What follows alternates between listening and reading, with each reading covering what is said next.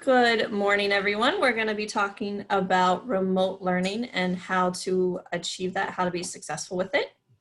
In the side, I have linked a couple of things in the chat. I've linked the presentation slides themselves. I've also linked the summer PD resources website. I'm going to post them again right now so that you can jump on either of those links. You can follow along with the presentation today, and the Summer PD Resources website, that's where all of the recordings and the slides are stored.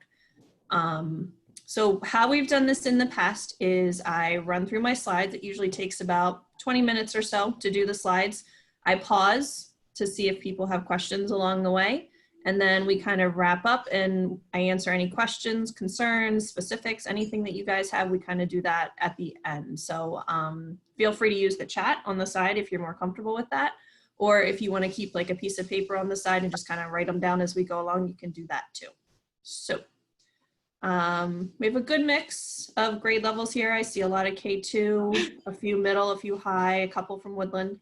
So I'm going to try and make sure that everything applies to everybody. But obviously there are things that apply more to certain grade levels than others. But feel free to ask as we go through. So here comes my screen. There you go. I have noticed when screen sharing that the presentations, the slides tend to work better when you don't put them in present mode, because when you put them in present mode, you lose a lot of your menus and your functionality and things like that. So I actually prefer when sharing slides to leave them in the edit type screen.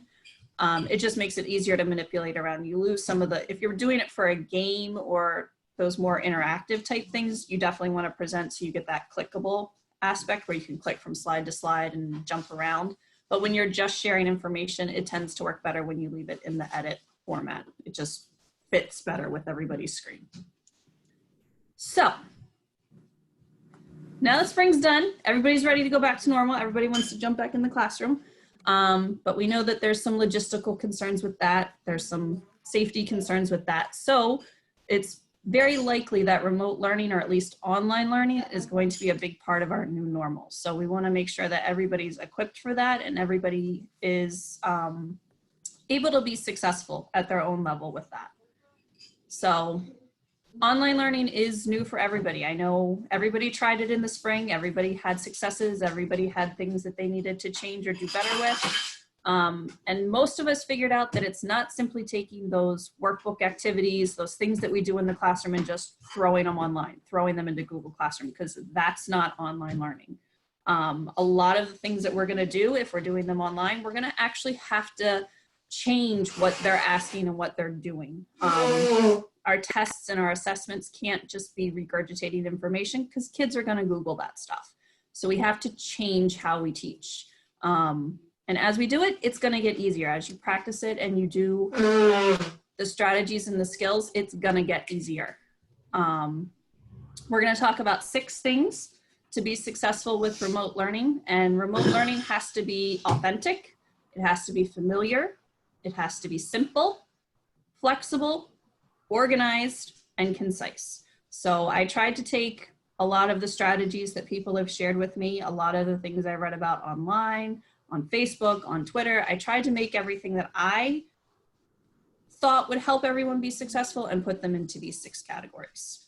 So let's jump right in with authentic. And some of the best ways to be authentic is for you to be you. We don't want to change who you are as a person. We don't want to change how you teach, who you are as a teacher, all of those wonderful things that had Milford Public Schools hiring you to be a teacher for Milford. We want you to still do those things. We want you to think about your students' needs, just like you have been in the classroom. We still need to think about their needs when we're teaching them remotely or online. And the best way to be authentic is to think about their interests. Think about the topics that are interesting to them. Anything that can get them invested into the learning and the content that you're doing, that's what you need to do. We want you to bring what makes you a great teacher, which makes you an effective teacher. We're going to have to find strategies to take that and put it into digital learning, to put it into remote learning. So If you're a Star Wars nut and all of your classroom decor is Star Wars and all of your units have some allusion or, you know, name that kind of ties into Star Wars, keep doing that. That's what hooks your students. If you are color coordinated and everything ELA is green and everything social studies is blue and everything for science is purple, keep doing all of that. Whatever it is that makes you unique and special in the classroom, keep doing that when you're teaching remotely. How to be familiar. So when we say familiar, we want to talk about the tools that you're using. We want to talk about the resources that you're supplying to your kids. So one of the first things that you want to ask your kids, whether we go back in person or whether we go back fully remote or some mixture of the two, find out what they're familiar with. And this is going to apply a little bit more to the older kids, but ask them, have you done Google Forms? Have you partaken in a Google Classroom before? Have you built your own slideshow, or have you only seen the ones that the teachers have presented to you? What tools are they familiar with? And then incorporate those a little bit, but also build on them. So if they've seen slides, if they've, you know, seen the teacher do them in their classroom, maybe the next step for you is to kind of come up with a project where they can make their own slides, give them a template and they build their own. And then the next time they do it totally on their own. So start with what's familiar and then build on it a little bit. We also want to make sure that you're using tools that are effective and don't cause frustration. We've all had situations where we heard about this really awesome digital tool. We heard about this great thing that so-and-so over in this state or in this school is doing. We tried it and it was difficult. You couldn't find where the kids turned in their answers. The kids couldn't figure out how to sign in. You didn't know where this button was. You didn't know how to assign it to the kids. Those things that are causing you frustration, leave them. Don't sit there and kind of perseverate on them and keep trying to force it.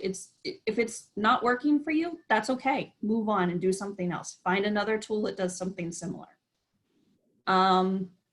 If you're gonna try something new, make sure you've tested it out. You can work with me, you can work with Steve Weber. Dan Nelson knows a lot of really awesome tools that are more applicable to the high school level. I'm more familiar with the elementary and lower middle school type level tools, but talk to us. We can definitely help you find something that will fit your needs. And you wanna try to find something that's not a one and done type of deal, something that the kids are only gonna use once or twice throughout the whole school year and then there's really no other use for it. Something like ThingLink is something that we've talked about in some of our other sessions. It's where the kids or the teacher takes an image and you can put hotspots all over the image that when clicked on, they pop up information or videos or links or additional images about the topic of the original image. And the teacher can build these as resources for the kids. The kids can also build these to make some sort of project or informative representation of what they've learned. That can be applied across disciplines. It's a tool that applies itself in many different ways. So finding those kinds of tools is what's going to make you really effective as a teacher. We also want to make sure that the tools you guys are using are safe for our kids. So it's a really great idea that when you come across a new tool or something that you want to use, you talk to somebody in the technology department so we can make sure it's safe. One of the biggest things that's come up is Flipgrid. And I've talked about Flipgrid, and I've actually, a year or two ago, I was actually, telling people about it and having them use it. Come to find out, Flipgrid doesn't ensure, they won't sign student privacy agreements. So Flipgrid got purchased by Microsoft. So people who are Microsoft schools are kind of already wrapped into those student privacy agreements. However, we're a Google district, as are many, many, many other schools. They won't sign student privacy agreements. So a lot of school districts are deciding not to use Flipgrid for that reason. Others have done, we're gonna vet it on our own and see if it's something good for our students. Some have done waivers for families and stuff like that. Us at Milford, we've decided that we're not gonna use it. We're gonna steer away from it. So whenever you come across a new tool, it's a really great idea to talk to some of us in the technology department so we can make sure that your students are gonna be safe using that tool. All right, questions, comments, anything so far? Yes, Laurie. So I did use Flipgrid a little bit. What are you recommending? because if I'm doing a dictation or Mhm. whatever, and then they're sending what they hear back to me, what would you recommend? So there's a couple different things you can do depending on how savvy your kiddos are.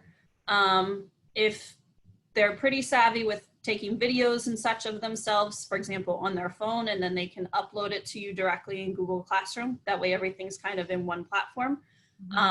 Some of your kids, you might have to walk them through that process. There's tons of YouTube videos out there about how to take a video, how to upload it into Google Classroom, things like that. For the ELs, a lot of them are familiar with using Seesaw because we use that this year for our speaking practice. So if that's a platform they're familiar with, you can still use that. We're not buying a subscription for it, so it would have to meet the criteria of the free version, which we can dive into a little bit later. But you still can use that platform, and it has the really nifty audio record, video record button that's pretty easy to use. So either of those platforms would be a great tool to use for that. Okay, thanks. Yep. Any other questions so far? Hi, Any? sorry. Hi, how are you?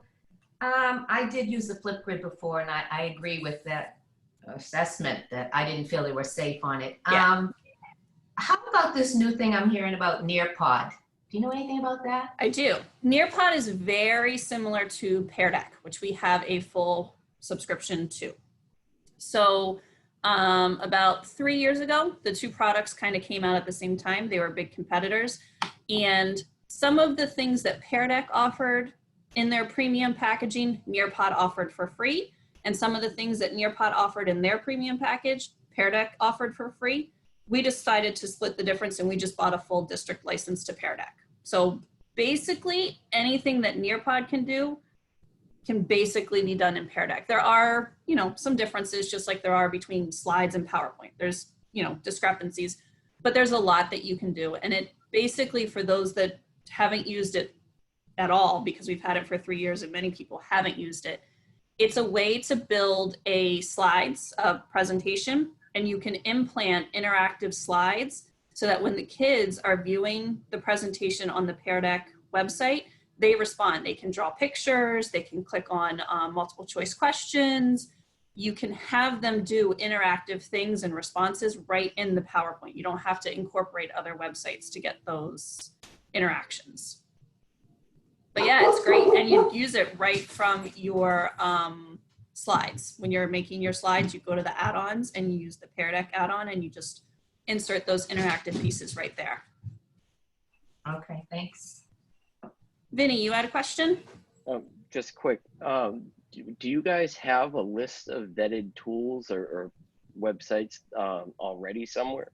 Or Yep. is that something you guys I don't are know if coming there's up an with? official list. I know that's something we've talked about, particularly on the steering committee, and it kind of fizzled out with this whole coronavirus thing. But basically anything that I'm offering a session on this summer, those are vetted tools. Those are things that we can help you with. Anything that we've offered subscriptions for, like Raz Kids, or I know some of the 5th grade teachers use Inkits for science. Anything that is kind of purchased by the district would obviously be a vetted tool. And you can always just send me a quick email and say, hey, I want something that does this. Do you know of anything? Or I saw this tool. Is it okay to use? And in the summer, I just answer emails on my phone. I just kind of pop back quick replies. Perfect. Yep. Anybody else before we go back? Can I just Yeah. add again, Sarah? Are we picking up the mystery science? Because I know they did it for Yes. free while we were in the remote learning phase through the summer. So we Okay. had mystery science at Woodland, not at the other schools. It was brought to Tim Kernan's attention over the summer last year, I believe. And he purchased it for all of the teachers last year. And then I believe he asked me to get a quote, and I submitted it to Allison. So I believe we are getting it again. For those of you in other schools, Mystery Science is a website that offers science explorations with resources and videos and activities for the kids to do. It is a paid subscription, but there is a free version on the website Mystery Doug. It's kind of like Brain Pop. When you do the free version, you get a set exploration once a week. Remember the video of the week where you get that one and that's it. it's that kind of a deal. So you don't really have a choice of which exploration the kids can do, but you do get one and you get all the pieces of it. So Mystery Doug is the free version of Mystery Science. All right, I'm gonna jump back in. Oh, I'm sorry. Nope. What was the name of the program that embedded the actionable links in the images? Yep. So that's Thing Link. Thing like THING, and link like a web link, and it's all one word. Thing Link. I believe the website's thinglink.com, but I can double check on that. All right. Back in. There it is. Okay. So we're on simple, how to be simple. We don't mean not smart simple, we mean easy peasy. So we want to use tools that are technically simple, that don't take a lot of work to put together, but at the same time, we want to make sure that we're still challenging our students. We want to maintain that academic rigor and make sure that they're learning during all of this. A lot of us noticed that the activities and the things that we were doing during the spring, they weren't necessarily the most challenging. It was just kind of busy work and review of things that they had already done. The mail's here. So we want to make sure that these students are actually learning if we have to switch over to either a hybrid model or a remote learning model. These tools also need to be easy to access. We all know that those tools that require the kids to click on 10 different things to actually get logged in and do what you've assigned for them, they're not going to do those. They might try and do it the first time or two, but after that, they're just going to stop. It's too many steps. And the same thing for teachers. When you go in to assess their work and see what they've actually done, if you have to click on 50 million things to get there, you're probably not going to use that tool very much either. One of the easiest things to do are trying to find resources that have a sign in with Google button, because in order to get to your Google Classroom, the students should already be logged into their Google account. So if websites have that sign in with Google button, all they have to do is click it and then click their name. And if it's the first time, click those permission allows, but they're right in. They don't have to do everything else. They don't have to come up with a password. They don't have to find an avatar. They just sign in with Google, click their name, and they're into the website and ready to go. The same thing with Clever. We do have Clever from K to 8. And what that means is we have tools that are already built into Clever, such as ST Math and when we were doing iReady, but you can also add your own tools in your teacher homepage, in your teacher dashboard. So a lot of teachers have added Epic Books. A lot of teachers have added Class Dojo, things that they're using all the time with the kids, and they want the kids to have easy access to, like one-stop shopping. They've used these things and put them on their Clever homepage. You can build a class website. Vinny had a really great one. I love his website. I always use it as an example. But there's great, you can use Google websites, you can use Weebly. There's tons of website building things out there. You can throw all of your common websites on there and use that too. And Google Classroom, I know that's the platform we've all been told to use moving forward with remote learning. So dropping all of your resources, all of your websites, all of your subscriptions, everything that you want the kids to do, drop them in there. Keep them organized, but put them there so that you know they're there for the kids to use. We talked about Seesaw a little bit. Seesaw is basically, for those who don't know, it's a digital portfolio. It's very similar to Google Classroom. It lends itself very well to younger kids because it's a lot more interactive, whereas Google Classroom is more of a repository of work and assignments. Seesaw is a little bit more buttony and response built. We used it for our EL students this past year to build up their speaking practice. It has an audio record button. It has a video record button. It's a little bit more integrated with those particular features than Google Classroom. So we do promote it for students who have a little bit more difficulty following multi-step processes. And then you want to make sure that whatever tools you're planning to use, we don't know what devices our kids are going to be on. We've given our 6th graders and up Chromebooks. They should have them. Does it mean that that's what they're accessing their work on and completing their assignments on? No. So some of these kids might have iPads. Some of them might be doing it on their phone. Some of them might be doing it on a 10-year-old laptop at home. We want to make sure that whatever we're using, they're able to access their work and they're able to complete their assignments. And if you're not sure if something works across platforms, again, reach out to the technology department and we'll help you figure that out. and you want to be flexible. So what I mean by flexible, there's two ways that you can understand this.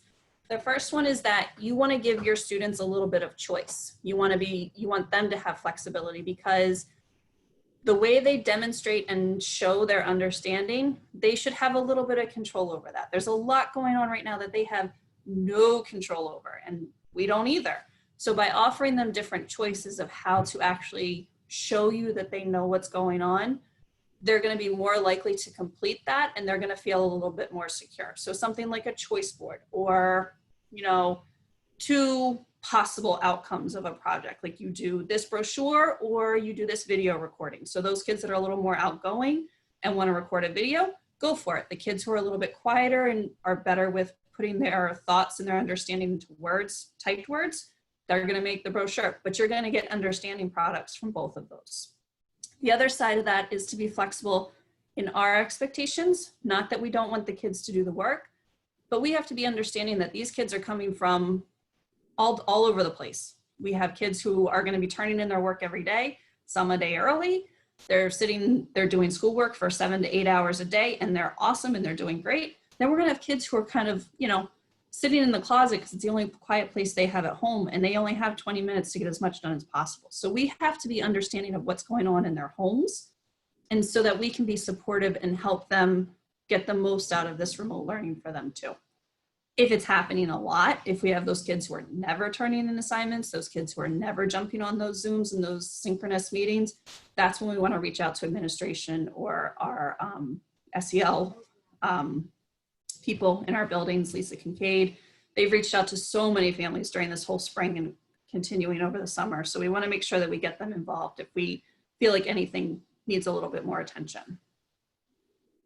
All right, questions? Anybody?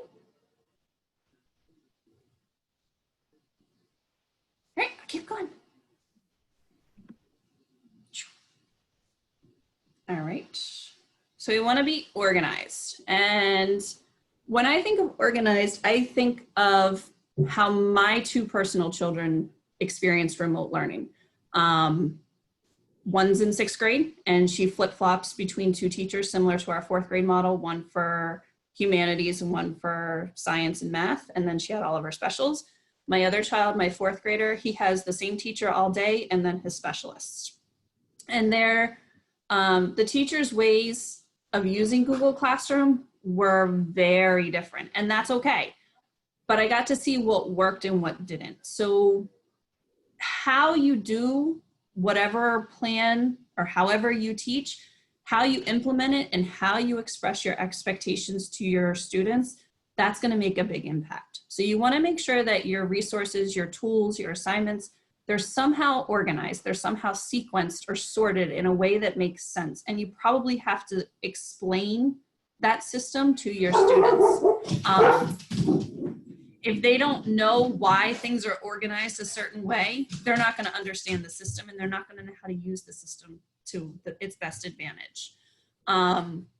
If you have a process, I know, for example, Bob Gilmore, you explained how you were using project-based learning over the spring, and you had different pieces due at different times. You broke it into smaller parts. If you don't explain that type of stuff to your kiddos, if you don't say, okay, you're going to do part 1 this week, and next week we have part 2, you're going to have to use your stuff from part 1 to do part 2. They're not going to understand that. They're going to think it's a brand new assignment, and they're going to be totally lost. So however you choose to do remote learning, however you choose to break apart your assignments, make sure that all of that is really clear to the kiddos.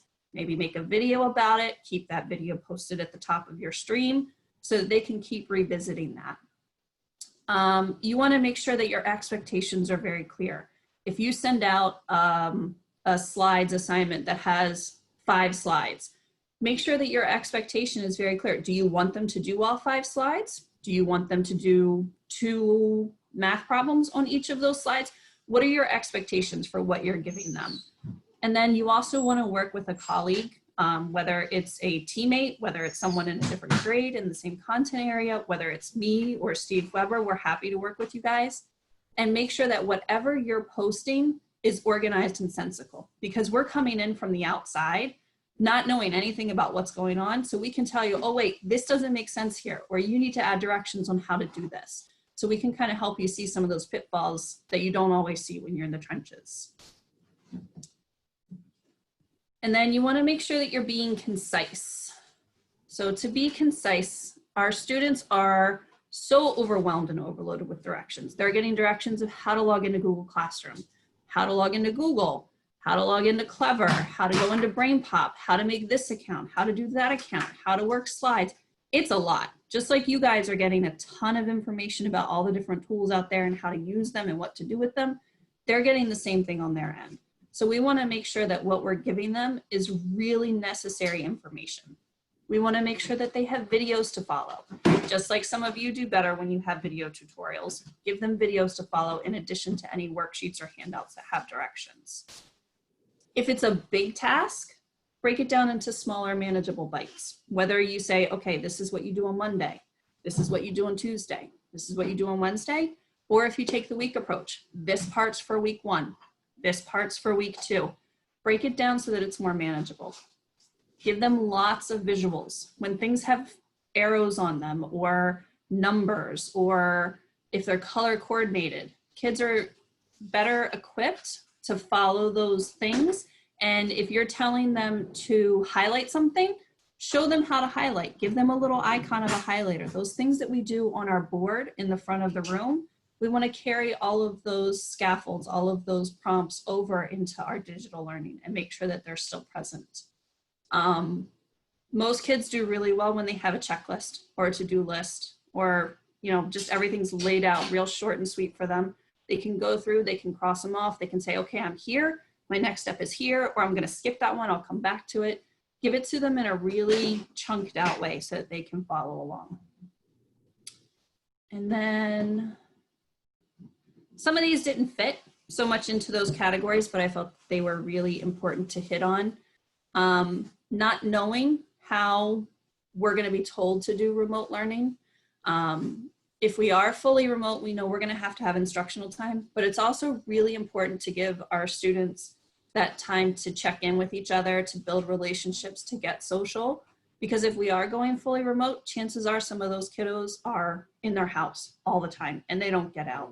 They're not playing with friends. They're not seeing each other. So giving them time to kind of just see each other's faces and chat about what video game they're playing. It might seem uneducational or not so very important, but it's going to keep them sane and it's going to keep us sane. Just hearing all their little chatter that we usually hear during snack time or during transitions, all of that stuff that might drive you crazy sometimes, that's what you're going to miss being away from them every day.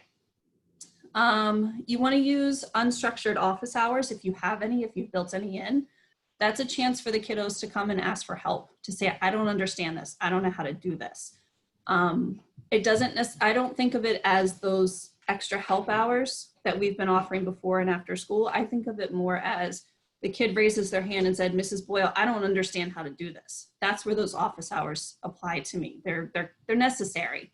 Kids need a chance to be able to check in with you and not have to talk in front of 20 other kids in front of everybody and say, I don't understand. This is a more private setting for them. You want to make sure that what you're using is available all the time.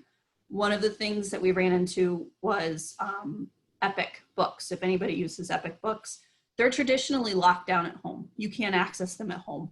And they were opened up during the pandemic, during the school closures.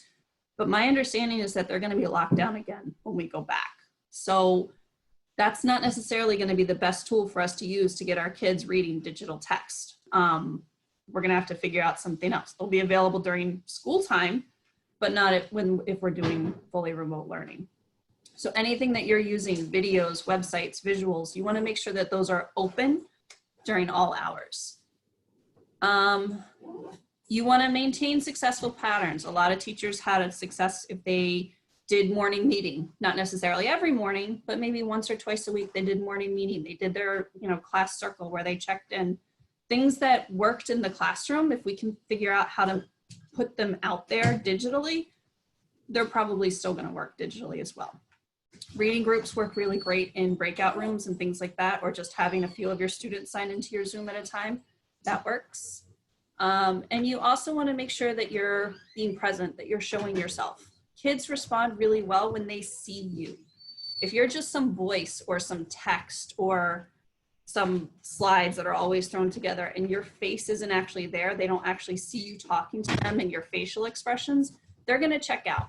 They're going to be more open to asking for help, to responding, to doing the assignments if you're somehow involved in there. That's what makes teaching work, is the personal connections. So I'm going to stop again. All right. Yeah, sorry. What is the difference between an extension and an add-on? An extension is something that is added to your browser. So for example, the purple puzzle piece, Read and Write, it applies itself to different websites. An add-on is a tool that is specific to a Google app. So when I say add-on, it's something that works in Google Slides, or a different add-on might work in Google Sheets. It does something to that Google app, whereas the extension can apply itself to all different websites. So the add-ons, to get those, you have to be in the Google app. So if you wanted the Pear Deck add-on, for example, you would have to open Google Slides. On the top bar where it says like File, Insert, all that kind of stuff, there's one that says add-on, and you would click that down. I believe the Pear Deck one is pushed out for everybody, but you may have to click Get Add-on if you want to kind of explore around and kind of find different ones. Yes, Bob. On the so from the last presentation, I've decided to go from a basic document to slides in the future. But one of the challenges the kids have is scrolling down. And if I'm going to be using the slip-in slides, which sounded like a good way of rolling out multi-week tasks or multi-day tasks, how do I get them to scroll down, or do I add my new slides to the top so it's above the fold? So the scrolling on slides is different than scrolling on docs, because docs are just like a rolling document. You have to use the scroll or the 2-finger on the Chromebook. With slides, it's a little different, because I'm going to share my screen to show you what I mean. I know they can use, like the down arrow or whatever, but. Right, but they have this sidebar over here that shows them all of the slides in a list. So they can click on each slide and pop around. Right, but even in this example, like if I'm asking them to look at like slide 24, sure, and it's going to come up on their screen showing slide 1 and however many fit, right? Yep. So it starts at number 1. Still take some action in order to get where I want them to be. So the best thing to do. That wasn't happening. Yeah. The best thing to do, depending on how many slides you have, down here at the bottom underneath this kind of list, there's this grid view. It looks like a mini waffle. And when you click on it, you see a layout of all the different slides. If Slip-in Slide lets you put them in the beginning of the slideshow, I can't remember if it does or if it automatically puts them at the end. But if it lets you put them at the beginning of the slideshow and you feel that's the best way to grab your students' attention, then absolutely do that. But these are also things that a 5th grader should know how to do. They should know how to go up and down. They should know we should be teaching them how to scroll. There's videos out there about how to scroll or tutorials about how to scroll. This grid view, I use this all the time. When we're putting together presentations, when we're, working together and be like, oh, I don't want this one here. I want to move it here or there. This is a better way for them to be able to see everything that's going on. But if you feel that that's the best way to do it is to put them in the front, then like I said, do what works for you. I'm not going to tell you how you have to do this kind of stuff. Let's see. As to the expectation of how much instruction, that hasn't come out. Nothing's come out. I'm not on the district reopening committee, but I am on the Woodlands kind of reopening conversations. They're not saying anything. They're still waiting on more information from DESE. So I can't tell you how much actual learning time needs to be going on day to day or even week to week. So I don't know. And then they always did their check-ins. The check-ins really catched them. I know the teachers at Woodland put together a folder of games and activities and icebreakers and things like that for the kids to do remotely. And they loved it. They checked into those a lot. And then when it came time to do the assignments, not so much. However, if we do switch to remote, I know the expectation is the remote work is going to be just like schoolwork, whereas over the spring, that wasn't necessarily the case. But students are going to be graded. They're going to be expected to do this work. They're going to have to do this work. And it's going to be treated just like in-person classwork. So,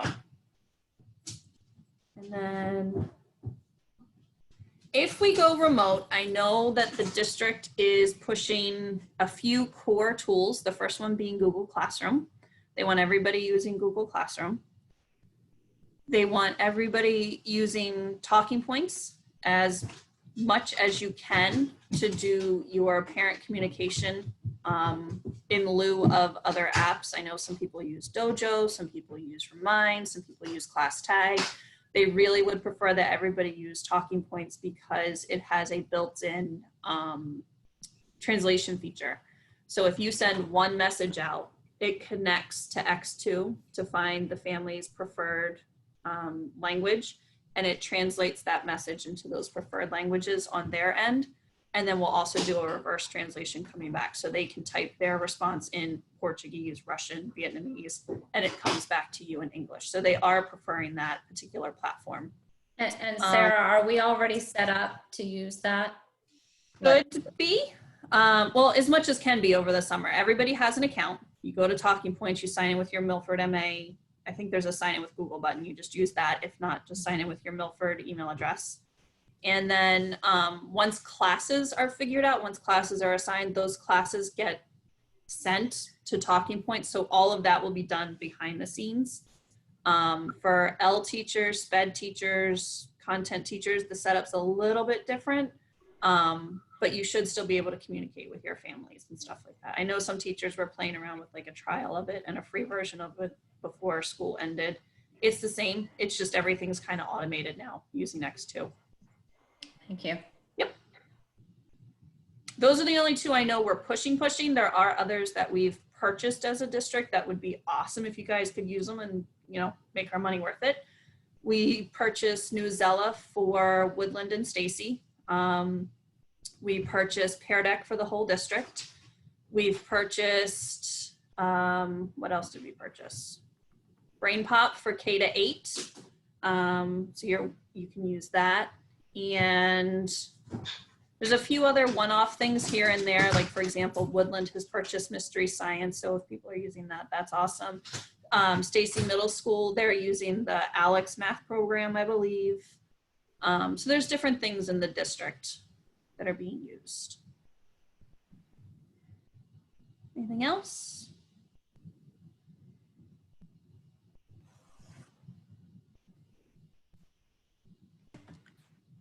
Sarah, do we, Yes. we still have Lexia?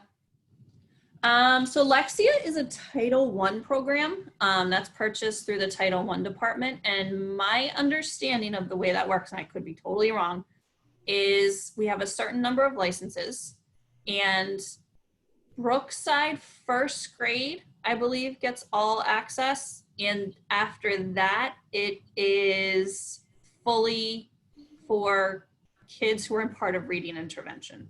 And if there's any reading intervention or teachers on here that know different, I believe that's the limitations of that one. Okay. Thank you. For PlayPosit and Edpuzzle, the two platforms are very similar. I know we had a free subscription to Edpuzzle during the closure. However, we are not going to move forward with that. But the Edpuzzle free version is very, very, very similar. The only limitation of the free version is that you can only store 10 videos in your library at a time. So once you get ready to make that 11th video, you just have to delete one of the videos that you made and keep it to 10. Talking Points, if I remember correctly, they are currently offering Wednesday webinars. You would have to reach out to your principal to confirm that, or your, I know the EL department is pretty familiar with that. I am offering a short kind of bare bones PD on that later in the summer. I don't have the actual date in front of me. But yes, we're going to go over like the brief, how this is how you do it kind of a thing. We are no longer subscribing to Bunsey. Nobody was really using it. When we got the usage reports from the company, there wasn't much going on, and the people who were using it were basically saying, I could do the same thing on the slides. Like, it has a couple cool stickers, a couple cool 360 things, but for the most part, anything you can do on Bunsey, you can do on Google Slides. So we decided to get rid of it because it was very expensive. Anything else? Ideas, tools, things that you guys were successful with that you feel like would be a valuable comment to share with your colleagues here?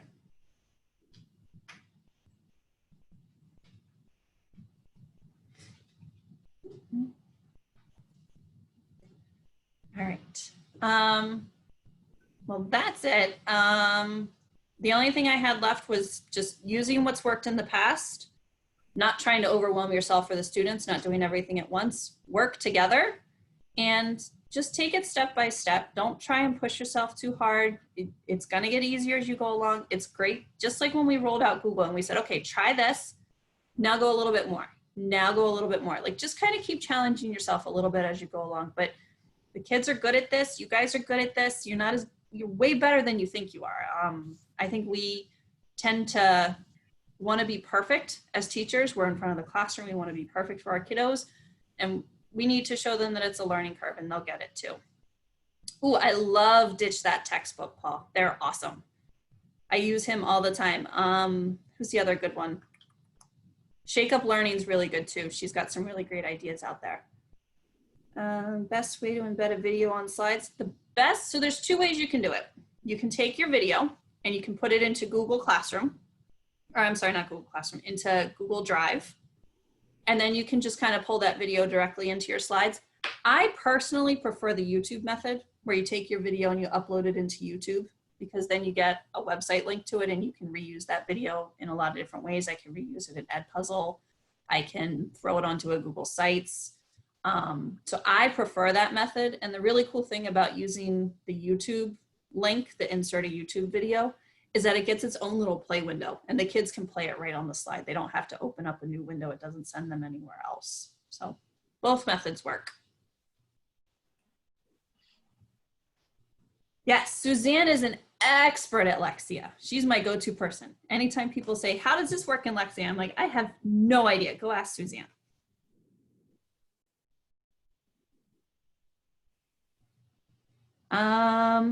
So if the kids are on a Chromebook, a school-issued Chromebook, and they've logged in with their Google email address, they automatically have something called Ad Block Plus.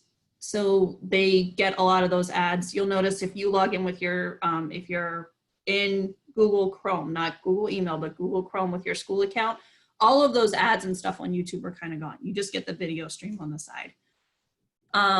You can use something called SafeTube, and that's basically where you can take any YouTube video, plug it in, and it makes it so it's just a video window and not all the extra stuff that's going along.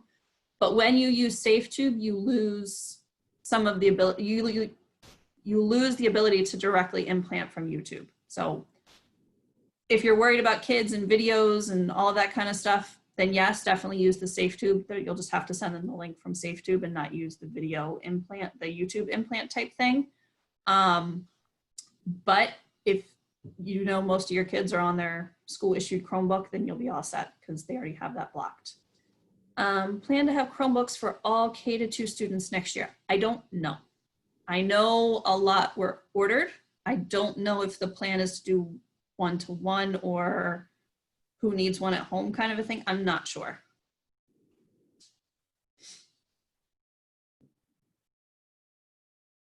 Hope the district write up rules for Zoom. What do you mean by rules, Diana? Well, the other day when can you hear me? Yeah. It's just, you had said that there should be some best practices, like, you know, have the first slide, like, you know, these are, you know, this is going to be recorded and attempt, you know, like that kind of stuff. Like, is there anything that the district could just come up so that we're not writing our own stuff? Like every teacher's writing their own? So the district does have, I'm trying to find it while I'm talking to you, on their distance learning website that they put together, they do have a thing that says, this is what, oh, here it is. Okay, I'm gonna share my screen. So if you go to the district remote learning webpage and you go to the technology tools and you click on families, and I'll send the direct link in the chat. You Okay. have this screen right here. It says online class meeting expectations, and these are kind of district-wide. Arriving on time, mute your microphone, wear your earbuds, unmute when you're talking. So just kind of general guidelines. These are put out there from the district, obviously, as you can tell by the page, but you could take this and you could make something of your own. And because obviously what the language that is used is going to depend on which population you teach. The expectation of wearing earbuds might be different depending on who you're working with. So all of this can kind of be adjusted, but these are just kind of generalized. And like I said, I'll put the link in the chat. I can find the chat, it just went away. And then you guys can use this, you can adapt it. You can do whatever you like with it. You can customize the waiting room. Yes, you can, Vinny. It's a little in-depth there in the Zoom thing. It's like a rabbit hole. But yes, you can. You can put certain things in the waiting room so that they know what's coming to them. But one of the things we talked about was when you set up your Zoom, immediately jumping into screen sharing, having this be your screen so that when the kids come in, they see all of this too. So both methods work. Anything else, guys? Sarah, after Yes. the session is over, I have a personal question about Sure. devices for my grandsons. Okie doke. But I'm not gonna talk about it now. No Donna problem. has a question and I think you could be a good resource. No trouble. Hey, just your opinion. That's what I'm here for. Yep. All right. Well, that's all I have. All of this, like I said, is on the Summer PD website. So feel free to jump over there. As soon as I get the video downloaded, I will be throwing it onto that website. Right now, the slides, or no, right now this whole session is not published, but it will be as soon as I get the video up there. I publish it right away, and you can have access to the sessions that have already happened. Feel free to grab on and view those. And that's all I've got. So feel free to jump off, log off. Have a great day, everybody. Thank you. Bye.